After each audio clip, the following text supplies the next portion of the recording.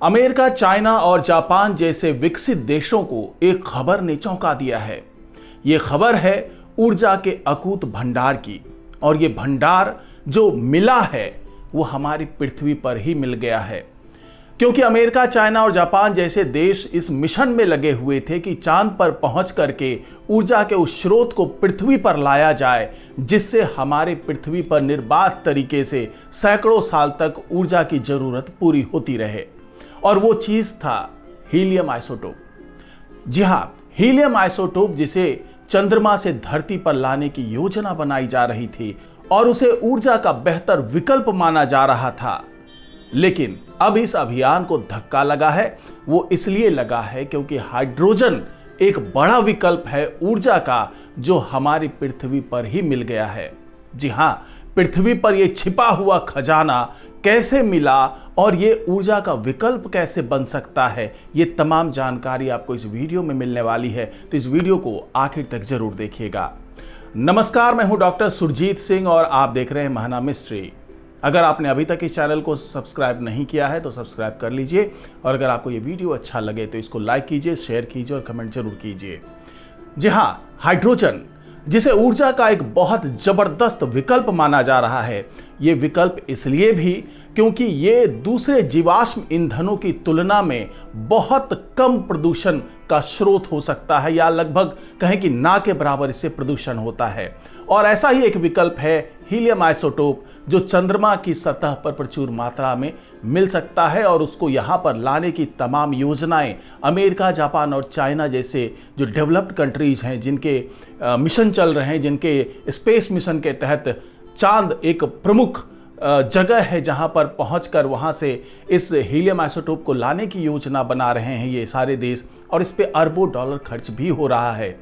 लेकिन जब हमारी पृथ्वी पर ही ये मौजूद हो, हम हाइड्रोजन की बात कर रहे हैं, जो हमारे पृथ्वी पर उसका एक बड़ा खजाना मिल गया है, और उसके बारे में वैज्ञानिकों का ये मानना है कि उसका केवल 2% यूज करके, जी हाँ, जो भंडार है हाइड्रोजन का, उसका केवल 2% हिस्सा ही यूज करके हम अपनी पृथ्वी पर 200 साल तक ऊर्जा का विकल्प दे सकते हैं। हमारे यहाँ बिजली की कमी नहीं होगी, हमारे यहाँ ईंधन की कमी नहीं होगी। वैज्ञानिकों ने बताया कि धरती की सतह के नीचे हाइड्रोजन का पहाड़ है। वैज्ञानिकों का मानना है कि इसका थोड़ा इस्तेमाल भी किया तो 200 साल तक जीवाश्म ईंधन की जरूरत नहीं पड़ेगी।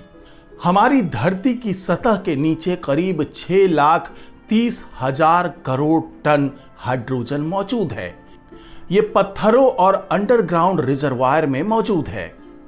अगर इसकी तुलना जीवाश्म ईंधन से की जाए, यानी जो धरती के नीचे तेल मौजूद है, अगर इसकी तुलना उससे की जाए तो हाइड्रोजन धरती पर मौजूद तेल से 26 गुना ज्यादा है।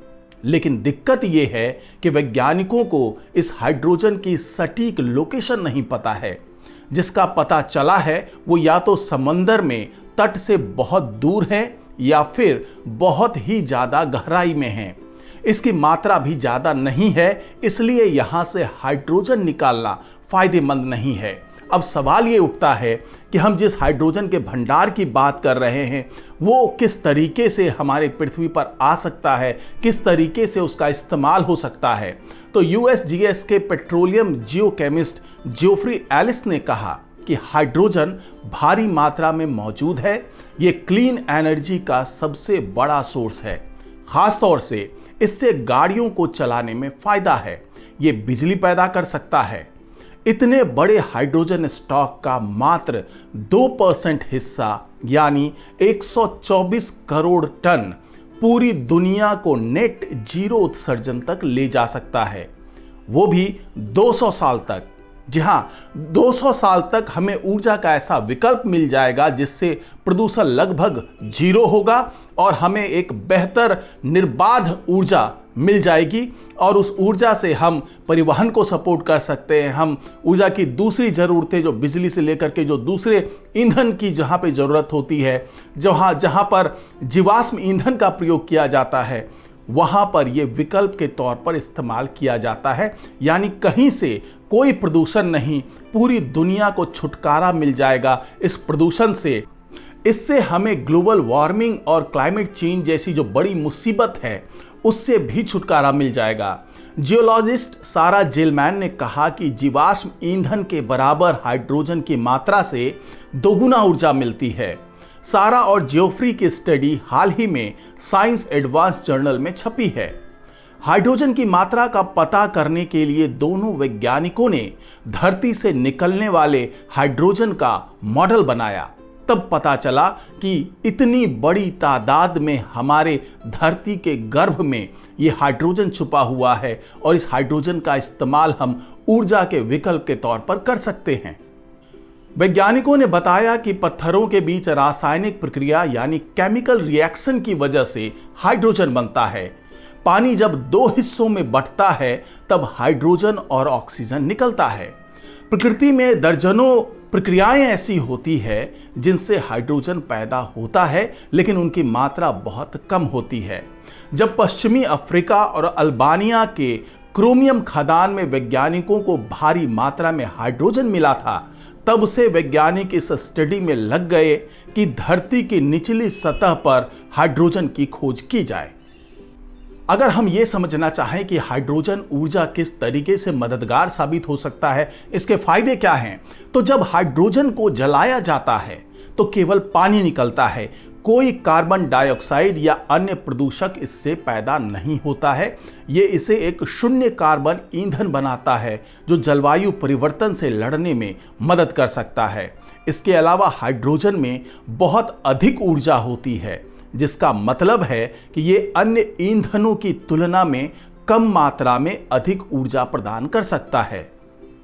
और ये जो हाइड्रोजन ईंधन है ये 3 प्रकार का होता है। एक होता है ग्रीन हाइड्रोजन। ये सबसे स्वच्छ प्रकार का हाइड्रोजन है जिसे नवीकरणीय ऊर्जा स्रोतों जैसे सौर या पवन ऊर्जा का उपयोग करके पानी को विद्युत अपघटन करके बनाया जाता है। ब्लू हाइड्रोजन, इसे जीवाश्म ईंधनों का उपयोग करके बनाया जाता है, लेकिन कार्बन कैप्चर और स्टोरेज तकनीक का उपयोग करके उत्सर्जित कार्बन को कैप्चर किया जाता है। और तीसरा जो प्रकार है हाइड्रोजन का वो है ग्रे हाइड्रोजन। इसे जीवाश्म ईंधनों का उपयोग करके बनाया जाता है और कार्बन कैप्चर नहीं किया जाता है, इसलिए ये सबसे प्रदूषित प्रकार का हाइड्रोजन है। तो ये हाइड्रोजन के वो प्रकार हैं जिसको कृत्रिम तरीके से तैयार किया जाएगा और उसको इस्तेमाल किया जाएगा। लेकिन अगर हमें ये हाइड्रोजन बनाने की नौबत ही ना आए, हमें ये हाइड्रोजन प्रचुर मात्रा में धरती की सतह के नीचे मिल जाए, तो फिर हम किसी भी तरीके के प्रदूषण से मुक्त हो सकते हैं और ऊर्जा के विकल्प के तौर पर इसका इस्तेमाल कर सकते हैं।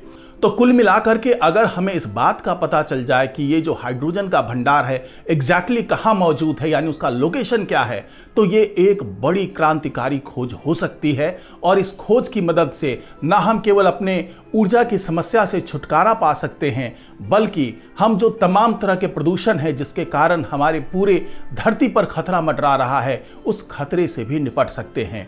इसलिए अब दुनिया भर के वैज्ञानिक इस स्टडी को आधार बना करके उस हाइड्रोजन के भंडार को खोजने में जुटे हुए हैं, ताकि ये समझ में आ जाए कि हाइड्रोजन कहाँ मौजूद है और उसका इस्तेमाल करके हम लोग ऊर्जा के विकल्प को नए तरीके से सामने ला पाएं और साथ ही प्रदूषण से हो रहे तमाम बड़े खतरों से भी हम लड़ सकें। तो आज की रिपोर्ट में फिलहाल इतना ही। नमस्कार।